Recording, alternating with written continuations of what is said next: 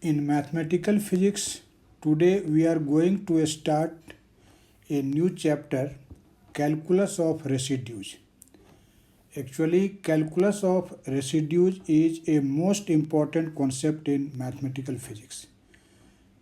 In this chapter, mainly we will deal with the study of evaluation of residues and then evaluation of certain kinds of definite integrals used in different branches of physics.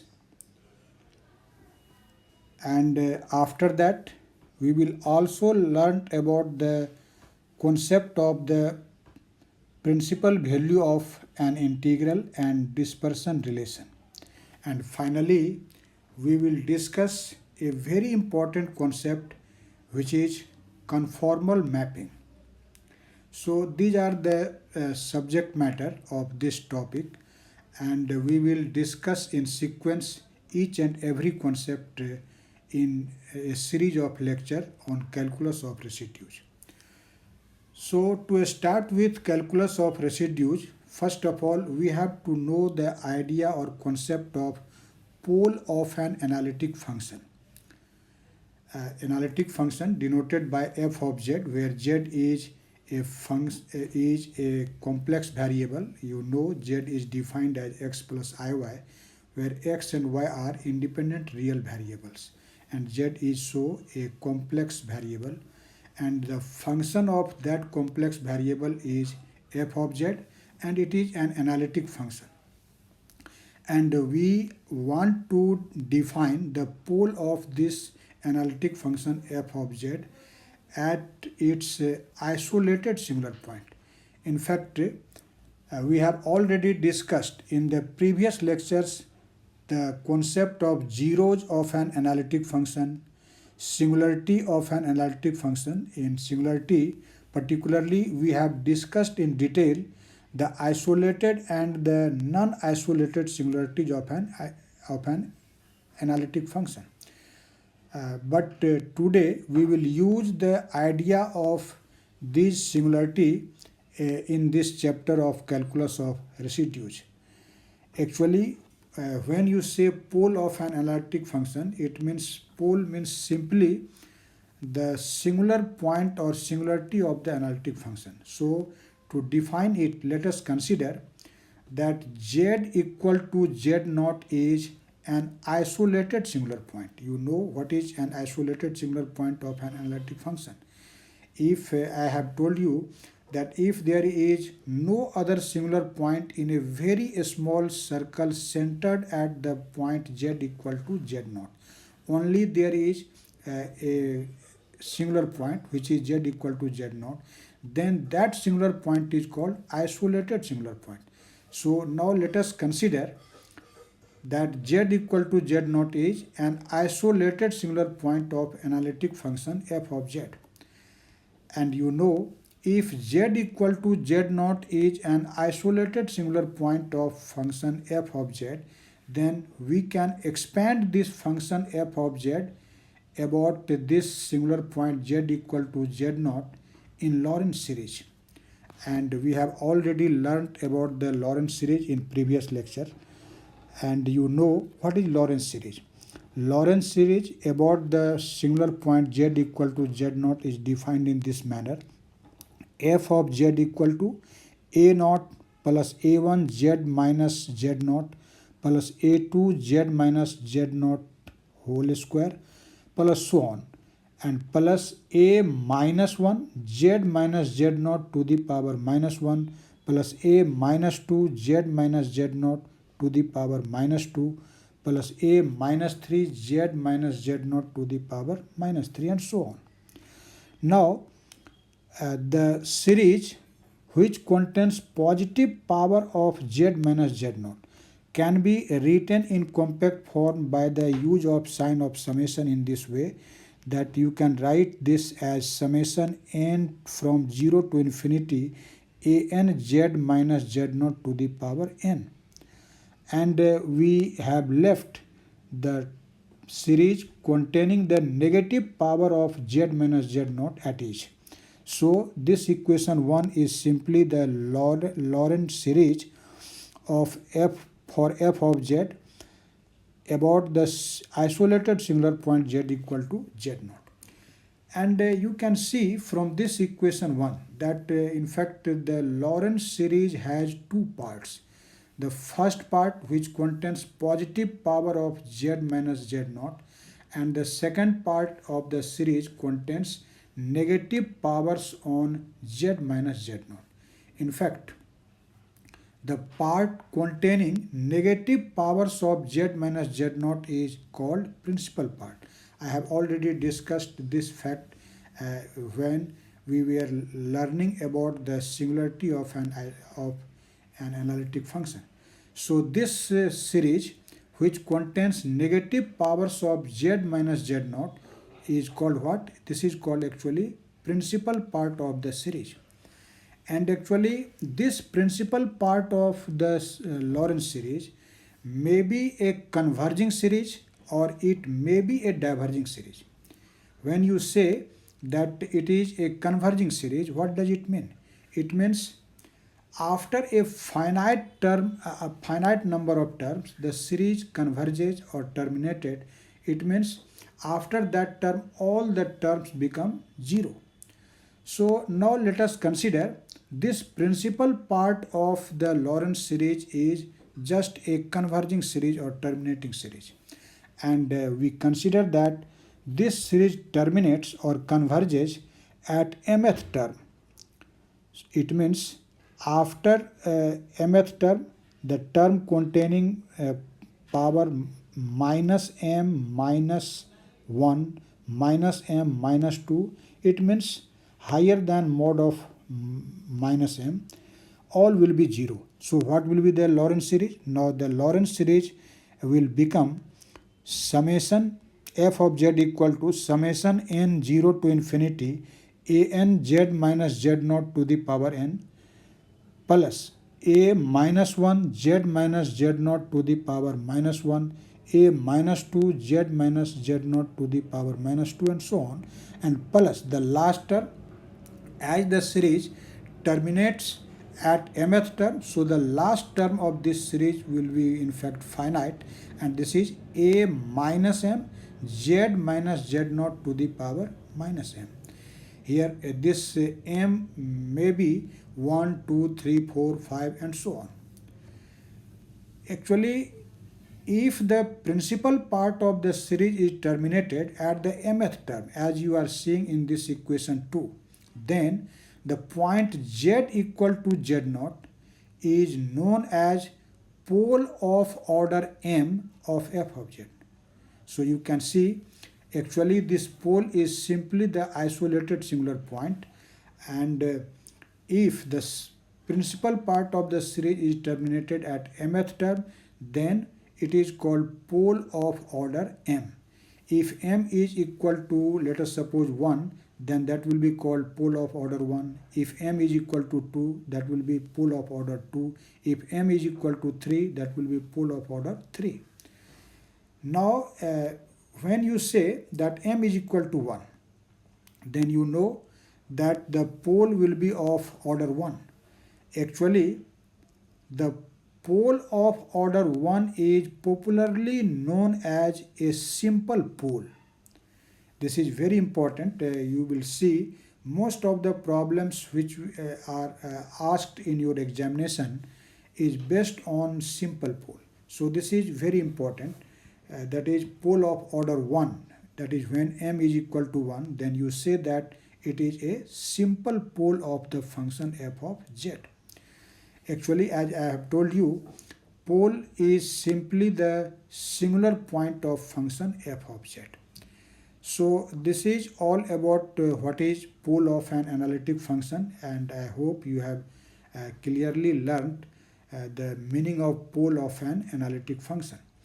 Now let us develop the concept of residues of an analytic function f of z at a pole. So first of all, we will know how we define the residue of an analytic function at its pole. So let us consider that z equal to z naught is an isolated singularity or singular point of an analytic function f of z. In this condition, the residue of f of z at z equal to z naught is simply the coefficient a minus 1. A minus 1 coefficient is simply known as residue of the analytic function f of z at z equal to z naught, where z naught is in fact the isolated singular point of the function f of z. So let us define first of all residue of f of z at a pole. So if you can say if z equal to z naught is an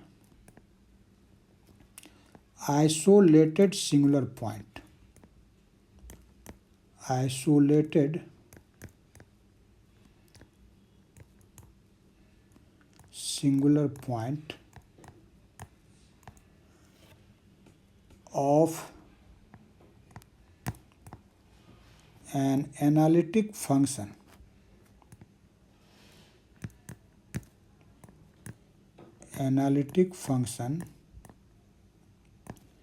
f of z, then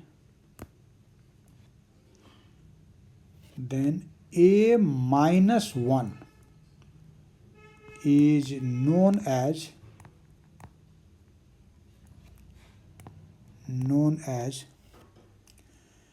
a residue of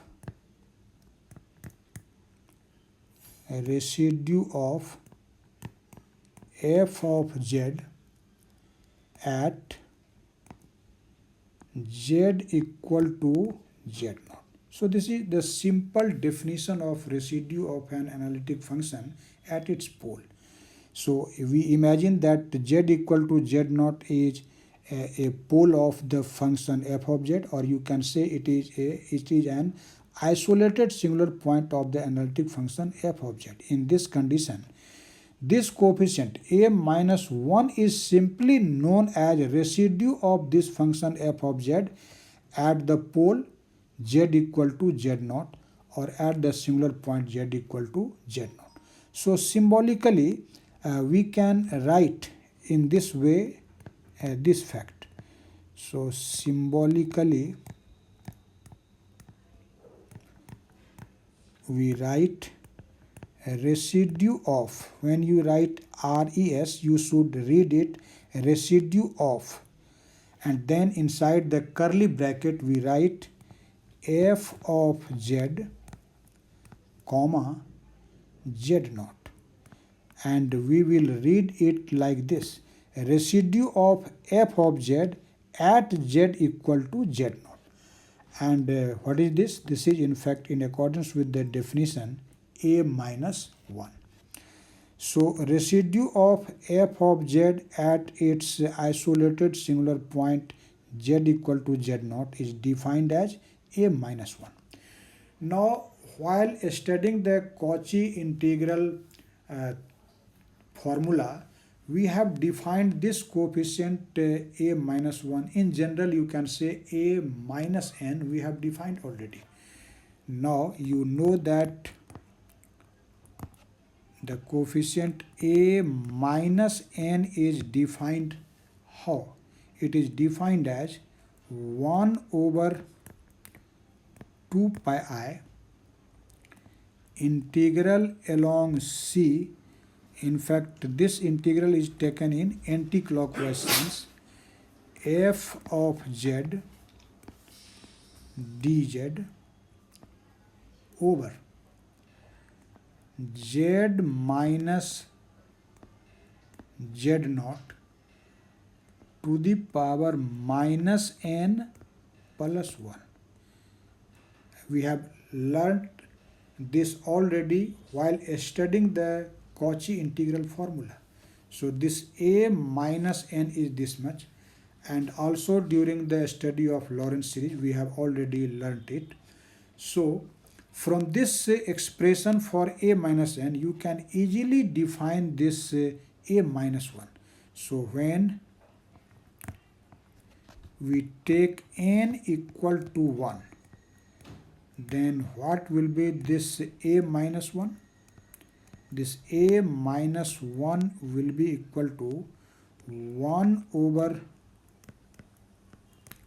2 pi I integral in anti-clockwise sense along the closed the closed curve C, and this will be f of z dz over z minus z naught to the power minus 1 plus 1.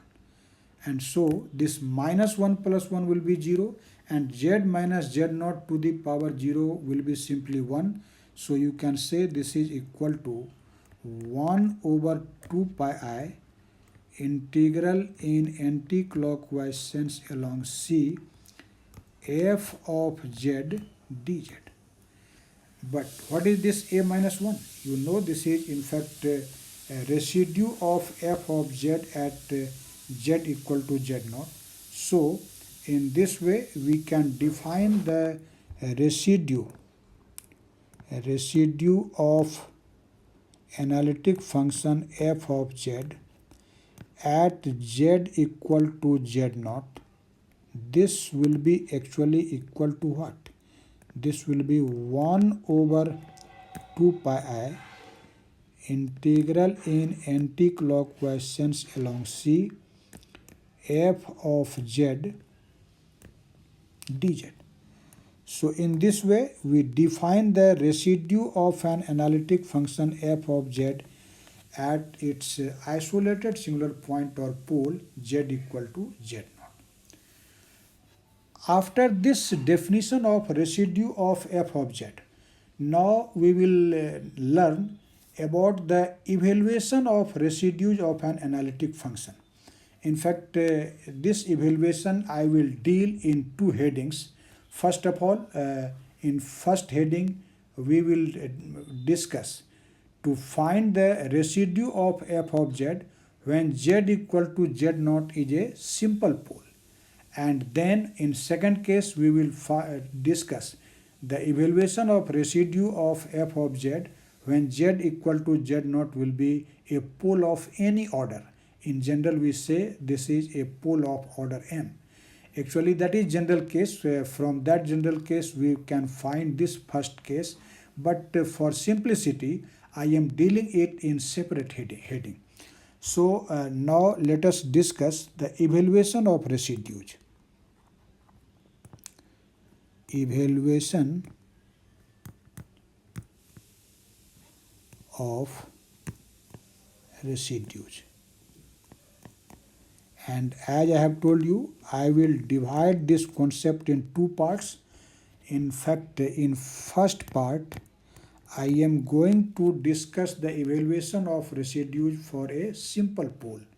So in this heading, we have to know residue of f of z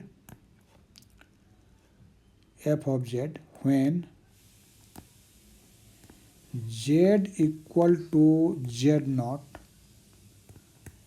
is a simple pole. You have learned that when you say it is z equal to z naught is a simple pole, what does it mean? It is a pole of order 1. It means in this case m is equal to 1. So how we in fact define or how we can evaluate residue of f of z when z equal to z naught is a simple pole.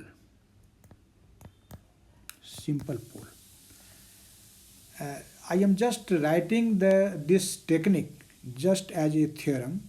So I am writing the statement how we can find this residue of f of z when z equal to z naught is a simple pole. So the statement says that if z equal to z naught is a simple pole that is a pole of order 1, a pole of order 1, then the residue of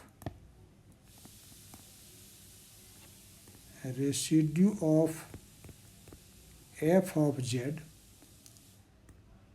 at z equal to z naught is defined as, how it is defined? Symbolically, we will write a residue of f of z at z equal to z naught, and this is defined as limit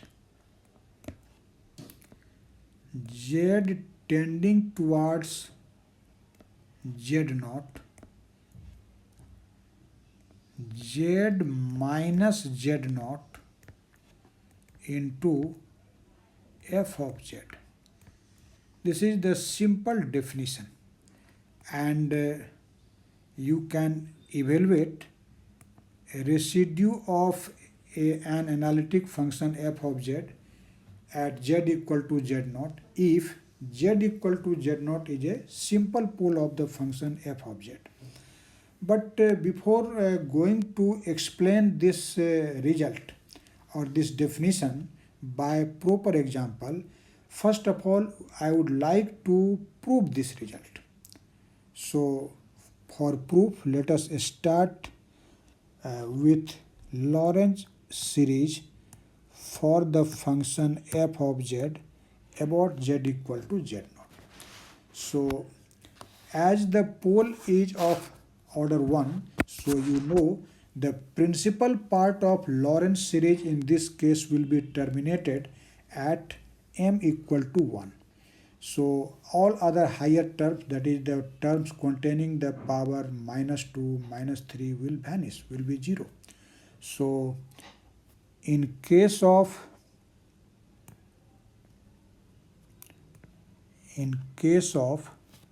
a simple pole,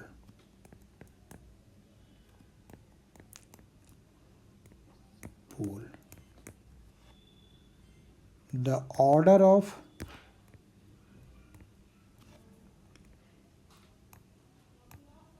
the pole is m equal to 1, and so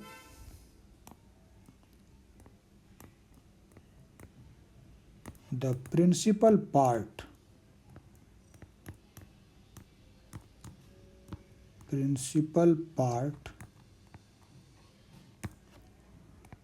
of the Lorenz series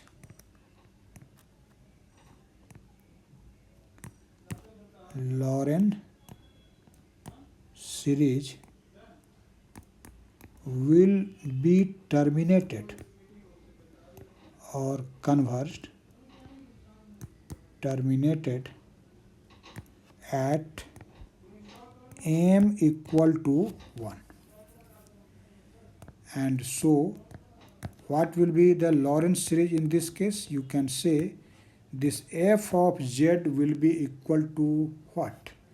This will be a naught. I am just writing this series in expanded form.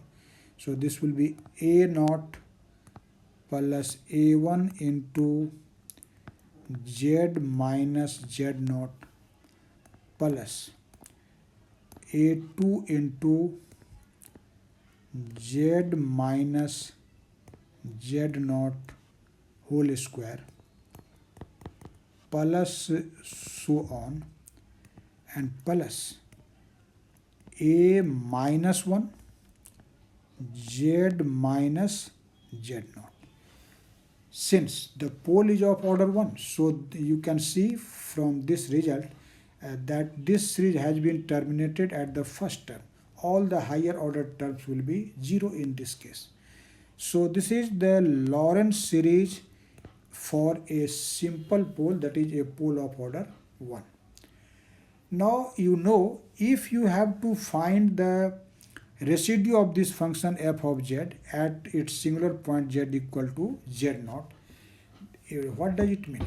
It means, from the definition of residue, it means we have to find this a minus 1. Actually, we have defined that this a minus 1 is actually the residue of f of z at z equal to z naught. So we have to think about the algebra so that we can evaluate this a minus 1. And for this, a very simple technique you can follow. And what is that technique? We will actually multiply this equation 1 by the factor z minus, but here there is minus 1 power. So we will simply multiply this equation 1 by z minus z naught, and then we will take a limiting condition that z tends to z naught. So now let us multiply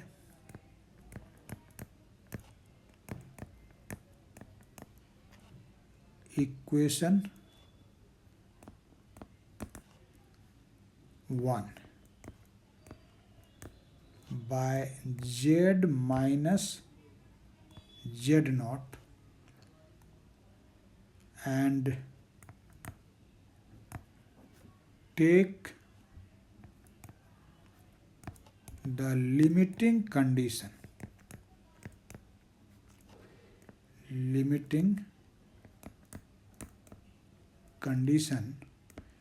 z tends to z naught.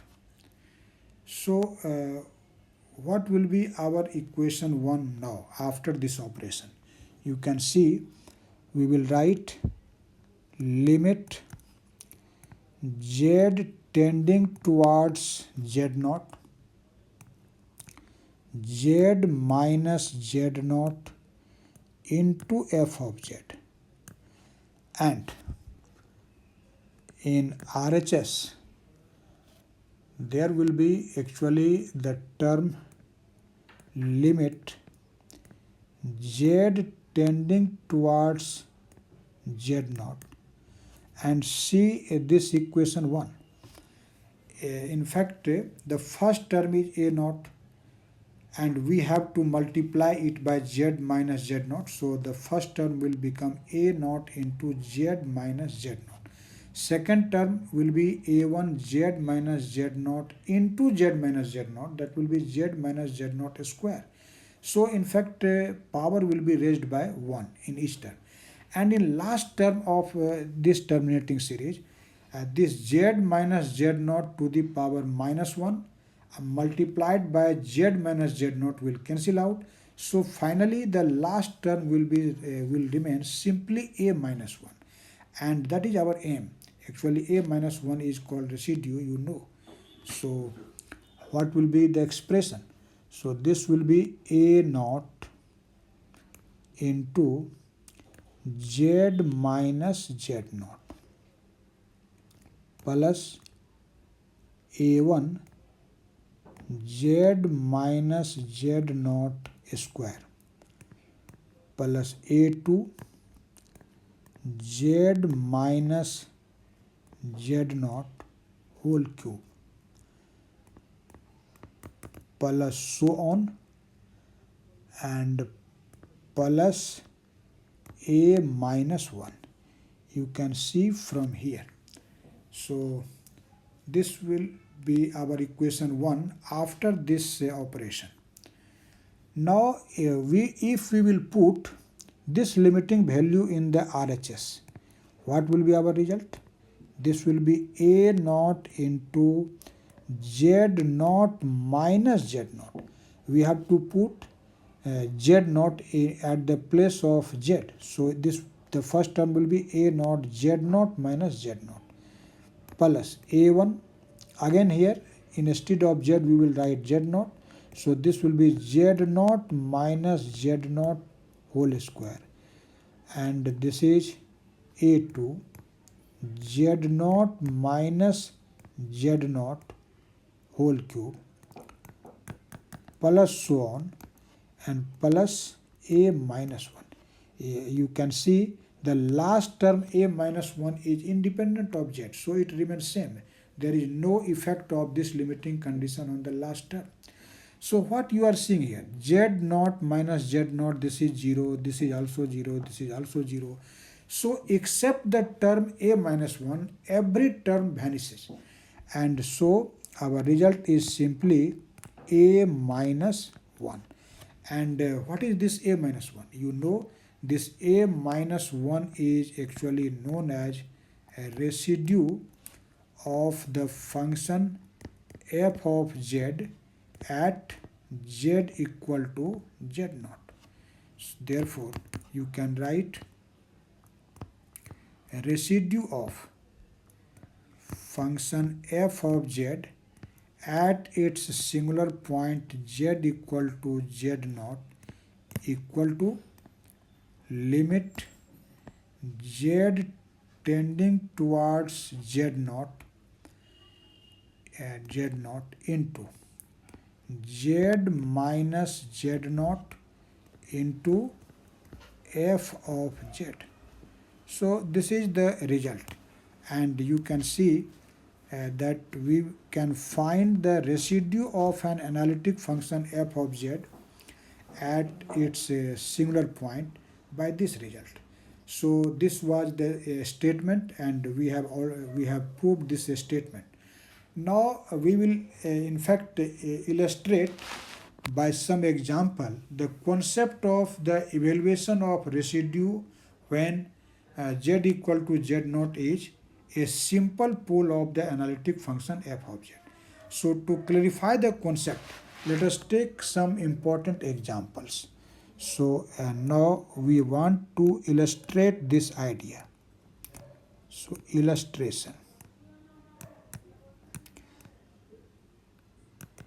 Let us take a simple example to clarify the concept in the form of a problem. Let us find the residues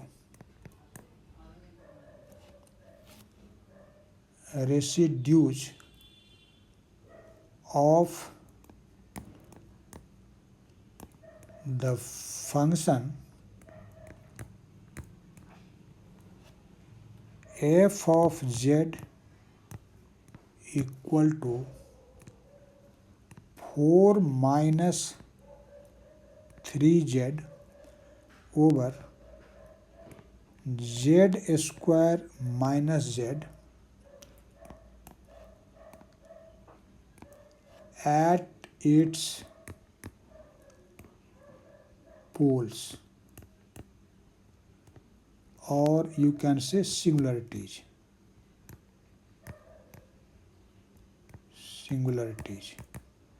This is a very simple problem, and you can easily solve by using the concept which we have just developed in this section. So let us first of all find what will be the poles or singularities of this function f of z, and what is the order of that pole.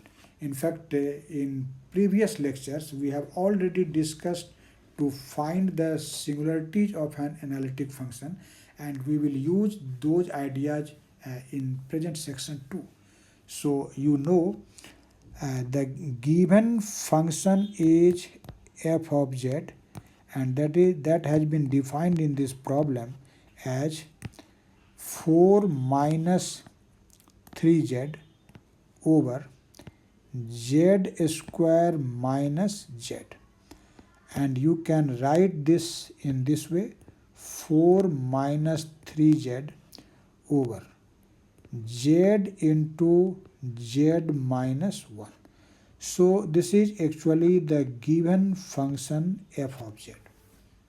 You know, to find the singularity of an analytic function, what we do?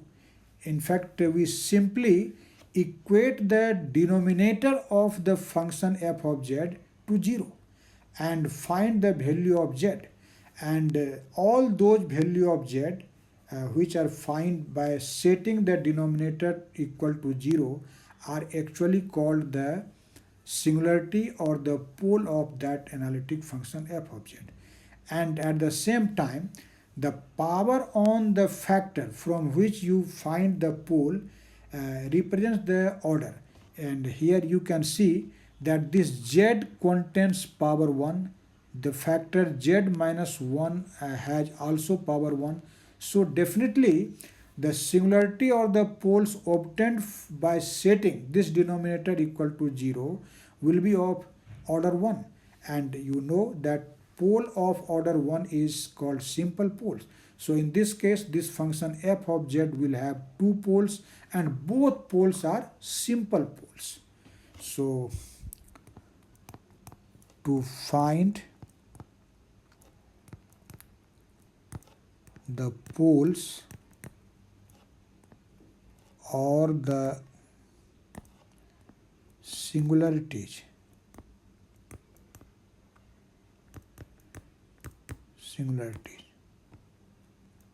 we set the denominator z into z minus 1 equal to 0. And if z into z minus 1 is 0, what will be the solution? So this will be z equal to 0 and z minus 1 equal to 0, which implies z equal to 1. So in fact you can see this function f of z has two poles. First one is z equal to 0 and the second one is z equal to 1. These are the values of in fact z naught. And as I have told you, the factor z has a power of 1, z minus 1 has also a power of 1. So both of these poles are simple poles. So the given function f of z has two simple poles at z equal to z naught and z equal to 1. So you can say f of z has simple poles, that is poles of order 1, simple poles at z naught equal to 0 and 1. I have not written z but z naught because we have denoted the isolated singular point or the pole by z naught. So I have written this as z naught. Now let us find the residue of this given function at the first simple pole, which is actually z naught equal to 0. So now let us find it. So a residue of the analytic function f of z at 0. At the place of z naught we will write 0. And you know from the definition of residue for a simple pole how we will define it. We define it limit z tends to z naught, but here z naught is what? Z naught is equal to 0. So we will write z tends to 0. And here there is z minus z naught. But what is z naught? Z naught is actually equal to 0 in this case. And f of z, here I am just writing f of z, but in this problem what is f of z? You know that this is actually 4 minus 3z over z into z minus 1.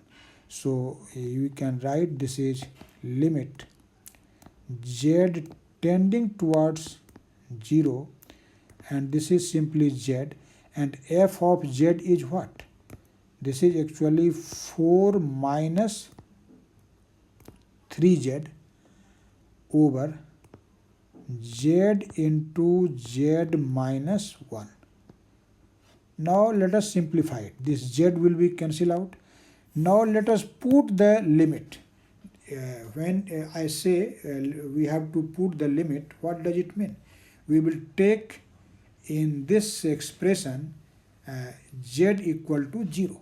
So this will be simply, after putting the value of limit, this will be 4 minus 3 into 0 over 0 minus 1. And so you can see this will be simply minus 4. This is equal to minus 4. So this is one of the answers of this problem, or you can say this is actually residue of the given function f of z at its first simple pole z equal to z naught, z naught equal to 0. Now actually we will find the residue of the same function f of z at its another simple pole, which is z naught equal to 1. So you can see here the another simple pole of f of z is z naught equal to 1. So simply we will again use the definition to find the residue of f of z at a simple pole and find the residue of this function. So you can write this residue of f of z at z equal to z naught, and here z naught is equal to 1. So residue of this function f of z, I am writing here f of z, but this f of z is given in this problem. For simplicity, I am just mentioning f of z. And from definition, we know this is limit z tending towards z naught. But z naught is what? Z naught is 1. So we will write z tends to 1. And here there is z minus z naught, but z naught is 1. So this will be z minus 1. And f of z, and what is f of z? F of z is 4 minus 3z over z into z minus 1. Z into z minus 1. So in this case you can see this factor z minus 1 will cancel out. Now let us put the limit z equal to 1. So this will be actually 4 minus 3 into 1 and divided by 1. And so this is simply 1. This equal to 1. So this is its another answer. So I hope you have very clearly understand how we can find the residue of a given analytic function at its simple poles from this example. Now I would like to take another example which is very important, and if you will see the question paper of different examination, you will find that this problem has been asked in different examinations. So this is a very important example to find the residue of an analytic function for a simple pole. So the second problem says find a residue of f of z equal to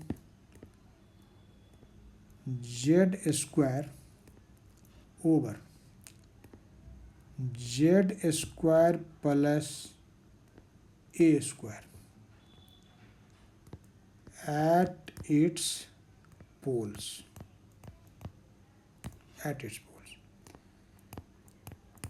There is no difference between these two problems, only the pole will be different because f of z is different, but technique will remain same. So in this problem we have given what is our analytic function f of z. F of z has been defined in this way. This is in fact z square over z square plus a square. Z square plus a square.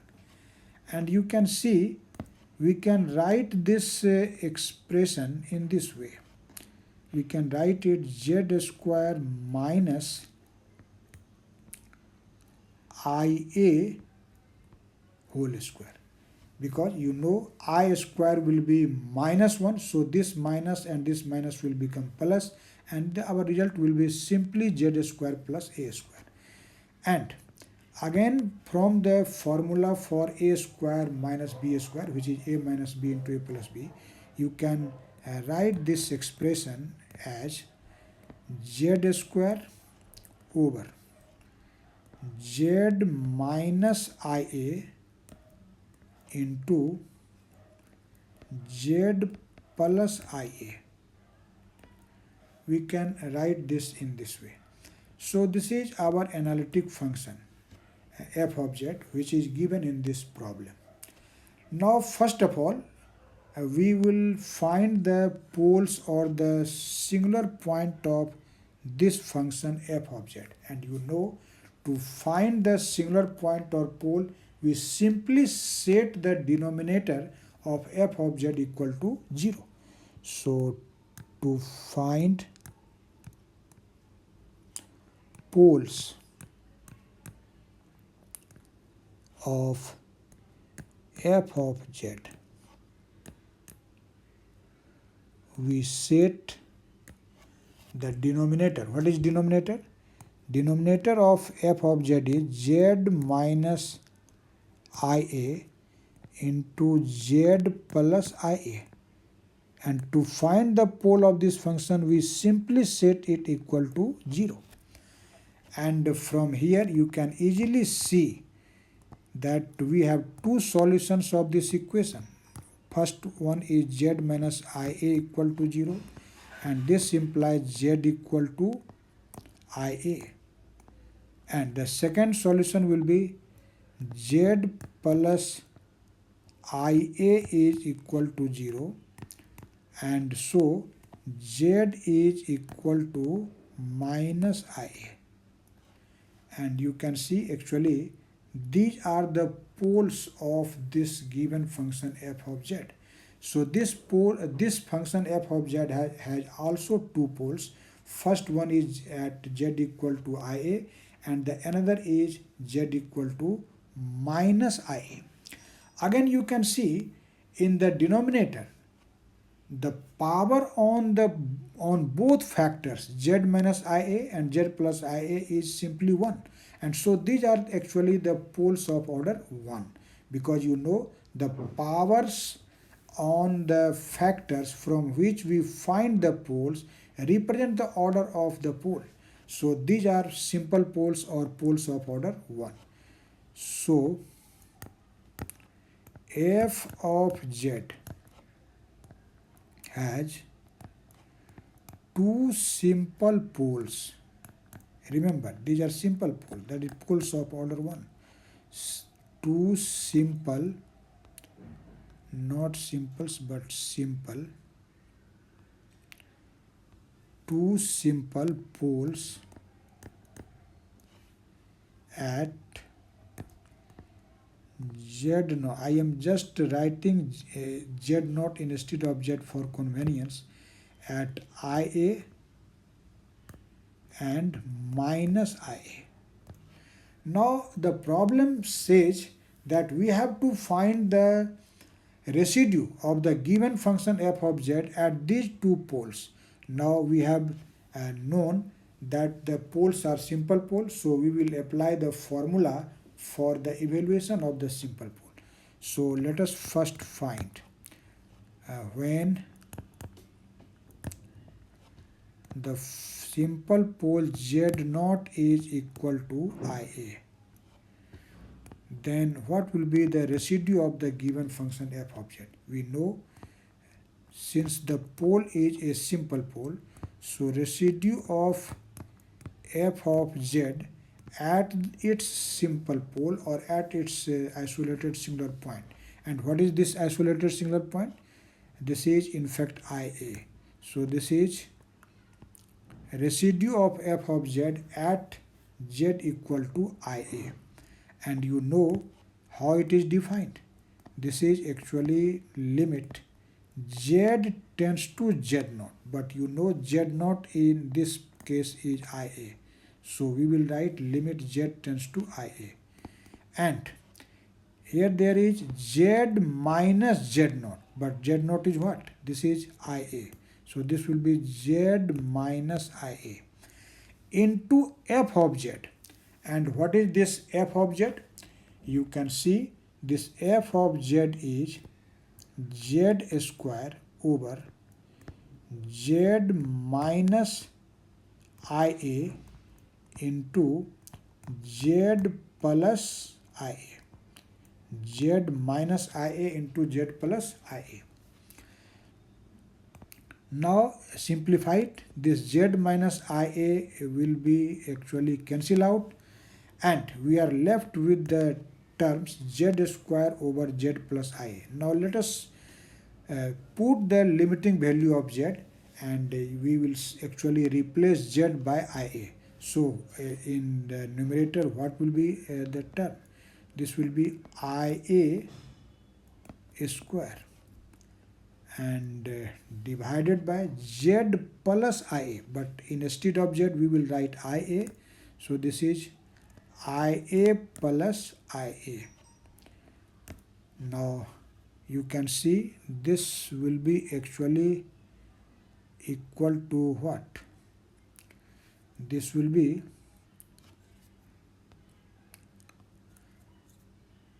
IA square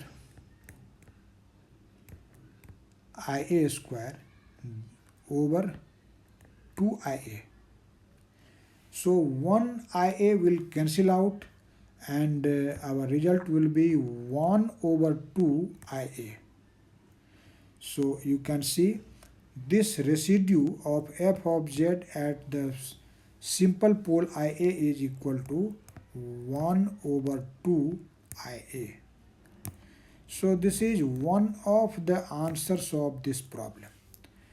Now we will find the residue of this function f of z at its another pole, and the another simple pole is z naught equal to minus IA. So when z naught is equal to minus IA, in fact in this condition the residue of the function f of z at minus IA, what will be this? You will write limit z tends to z naught, but z naught is minus IA. So we will write z tends to minus IA. And inside this square bracket we write the first factor z minus z naught. But you know this z naught is minus IA, so this will be minus minus plus z plus IA into f of z. But what is f of z? F of z, you know, this is z square over z minus IA into z plus IA. So now this z plus IA will cancel out, and now let us put the limiting value, that is instead of z now we will write minus IA. So this will be minus IA square, and you can write this as minus IA into minus IA, and over z minus IA. But what is z? Z is minus IA, and this is minus IA. So you can see this will be minus IA into minus IA divided by minus 2IA. You can see one of the terms minus IA will cancel out from here, and so our final result will be minus 1 over 2IA. So you can see the residue of this given function f of z at its simple pole z naught equal to minus IA will be what? This will be actually equal to minus 1 over 2 IA. So this is actually the answer of the second part of this problem. So in fact this is all about the residue calculation in case of simple poles of Fz. In fact in next lecture we will discuss the general case, that is to evaluate the residue of f of z for a pole of any order. In fact you can say